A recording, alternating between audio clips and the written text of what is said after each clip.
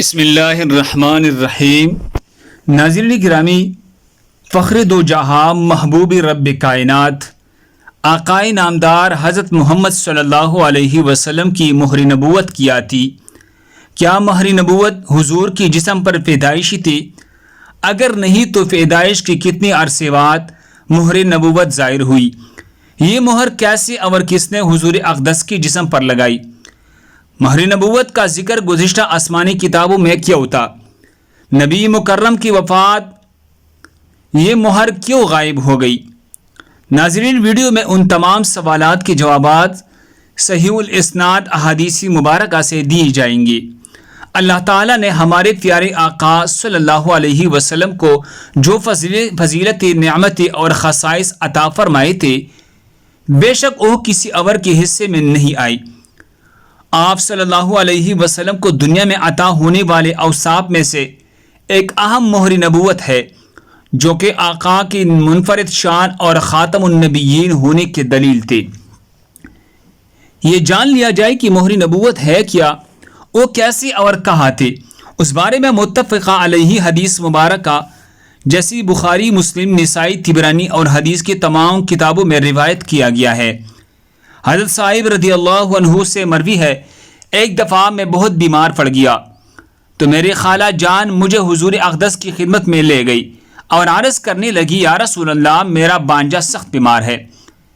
یہ سن کر نبی پاک صلی اللہ علیہ وسلم نے میرے سر پر اپنا شفقت برا ہاتھ پھیرا اور میرے لیے برکت کی دعا کی۔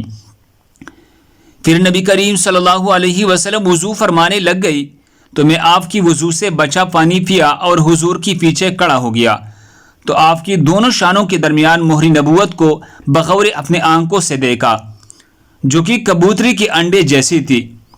ناظرین گرامی، اسے مہر نبوت اس لیے کہتے تھے کہ گزشتہ آسمانی کتب میں اس مہر کو حضور صلی اللہ علیہ وسلم کے خاتم النبیین ہونے کی علامت قرار دیا گیا تھا۔ وفات کے وقت یہ مہر شریف غائب ہو گئی تھی۔ حضرت جابر بن سمورہ رضی اللہ عنہ فرماتے ہیں، میں نے سلطان دو جہان صلی اللہ علیہ وسلم کی دونوں مبارک شانوں یعنی کندھوں کے درمیان مہر نبوت کو دیکھا، جو کبوتری کے انڈے کے مقدار میں سرخ ابھرا ہوا گوشت تھا۔ ناظرین گرامی، یہ مہر مبارک آئی کہاں سے؟ اس بارے میں حضور نبی کریم صلی اللہ علیہ وسلم کے والدہ محترمہ فرماتی ہے کہ ولادت کی رات میں نے 3 اشخاص دیکھی۔ ایک کے ہاتھ میں چاندی کی صراحی تھی، دوسرے کے ہاتھ میں سفید ریشم کا ٹکڑا تھا۔ اس نے وہ کھولا اور اس میں سے ایک مہر نکالی۔ اس کی چمک دمک سے دیکھنے والوں کی آنکھیں چندیا گئی۔ اس صراحی کی پانی سے اسے 7 مرتبہ دھویا، پھر ان دونوں حضور صلی اللہ علیہ وسلم کے دونوں کندھوں کے درمیان مہر لگائی اور ریشم کے کپڑے میں لپیٹ کر کچھ دیر کے لیے اپنے فروں کے اندر چھپا لیا، پھر انہیں میرے سپرد کر دیا۔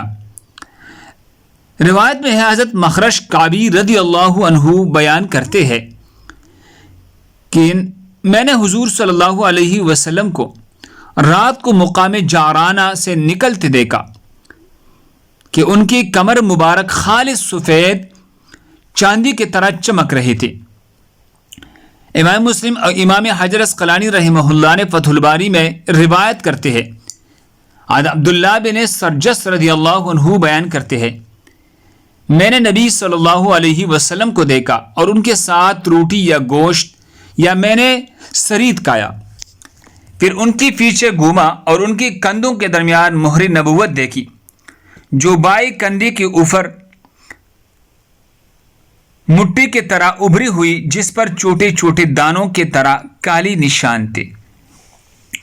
اسی طرح امام ترمذی، امام بیہقی طبقات ابن سعد میں روایت ہے، شیر خدا علی رضی اللہ تعالیٰ عنہ فرماتے ہیں کہ حضور صلی اللہ علیہ وسلم کے دونوں کندھوں کے درمیان مہر نبوت تھی، اس لیے کہ آپ صلی اللہ علیہ وسلم آخری نبی ہے۔ امام بیہقی دلائل النبوہ میں روایت فرماتے ہیں کہ حضرت عائشہ رضی اللہ عنہا بیان فرماتی ہے کہ حضور نبی کریم صلی اللہ علیہ وسلم کی مبارک پشت کشادہ تھی، اور دونوں کندھوں کے درمیان مہر نبوت تھی۔ امام مسلم رحمہ اللہ نے سمورہ رضی اللہ عنہ سے بیان کیا ہے، وہ بیان کرتے ہیں میں نے نبی صلی اللہ علیہ وسلم کے کندھے کے قریب ان کی جسم کے مشابہ کبوتری کے انڈے جتنے مہر نبوت دیکھی۔ صحیح مسلم حدیث نمبر 2344 میں، یعنی اس کا رنگ بھی باقی اعضائے جسم کی طرح تھا۔ دوستو، صحابہ کرام نے مہر نبوت کی شکل و ہیبت مختلف تشبیہات سے بیان فرمائی ہے۔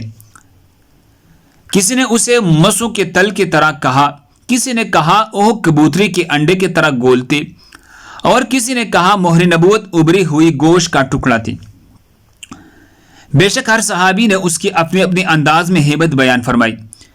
چنانچہ حضور صلی اللہ علیہ وسلم کی گردن کے نیچے دو کندھوں کے درمیان ایک پارہ گوشت تھا جس پر کچھ تل تھے۔ کبوتری کے انڈے یا مسحری کی گنڈی کے برابر پارہ گوشت نہایت چمکیلا اور نورانیت والا تھا۔ تل سیاہ، آس پاس بال، اس کے اجتماع سے یہ جگہ نہایت خوبصورت معلوم ہوتی تھی۔ حضرت قاضی امام مالک کی حضرت جابر رضی اللہ عنہ کی روایت بیان فرماتی ہے، نبی کریم صلی اللہ علیہ وسلم نے ایک دفعہ سواری پر مجھے اپنے پیچھے بٹھا لیا۔ میں نے اپنے چہرے کو مہر نبوت کے قریب کیا تو اس کی بے پناہ میٹھی خوشبو مجھ پر غالب آ گئی۔ اسی طرح حضرت سلمان فارسی رضی اللہ عنہ کا ایمان لانے کا واقعہ بیان ہوا کہ آپ کو ایک پادری نے یہ بتا رکھا تھا کہ اللہ کے آخری نبی کی یہ نشانی ہوگی کہ اس کی پشت پر کندھوں کے درمیان مہر نبوت ہوگی، اور یہی مہر نبوت دیکھنے کے بعد ہی حضرت سلمان فارسی رضی اللہ عنہ مسلمان ہوئے تھے۔ بے شک اللہ پاک نے حضور صلی اللہ علیہ وسلم کو ایک منفرد نشان نبوت اور نشان ختم نبوت عطا فرمایا۔ اس میں کوئی شک نہیں ہے کہ نبی کریم صلی اللہ علیہ وسلم ہی اللہ کی آخری نبی ہے، آپ کے بعد کوئی نبی یا رسول نہیں آنے والا ہے۔ اس لیے اس بات کو قرآن و حدیث میں بھی واضح بیان فرمایا گیا ہے کہ حضور صلی اللہ علیہ وسلم کے بعد جو بھی نبی یا رسول اللہ ہونے کا دعویٰ کرے گا وہ جھوٹا اور کذاب ہوگا۔ یہی وجہ ہے کہ قرآن سے پہلے آنے والے تمام آسمانی کتابوں اور صحیفوں میں حضور صلی اللہ علیہ وسلم کی مہر نبوت کو آخری نبی کی نشانی کے طور پر بیان فرمایا گیا ہے۔ ناظرین گرامی، جیسے مشک اور موتیوں سے بڑے برتن بن کر کے مہر کر دیا جاتا ہے نائی والوں سے محفوظ ہو جائے، چنانچہ اللہ تعالیٰ نے سید کائنات صلی اللہ علیہ وسلم کے اندر اجزائے نبوت کو جمع فرمایا اور اس پر اپنی مہر لگائی۔ اسی مہر کی برکت ہے کہ آپ کے دشمن کو آپ پر قابو نہیں ملتا تھا، اس لیے کہ مہر کردہ شے محفوظ ہو جاتی ہے، اور دوسرا یہ کہ اللہ کی آخری پیغمبر کی نشانی تھی۔ اللہ ہم سب کو اس پر عمل کرنے کی توفیق عطا فرمائے۔ دوسرے مسلمانوں کے فائدے کے لیے آگے ضرور شیئر کریں۔ اسی طرح مزید خوبصورت واقعات کے لیے ہمارے چینل کو سبسکرائب کریں۔ جزاکم اللہ۔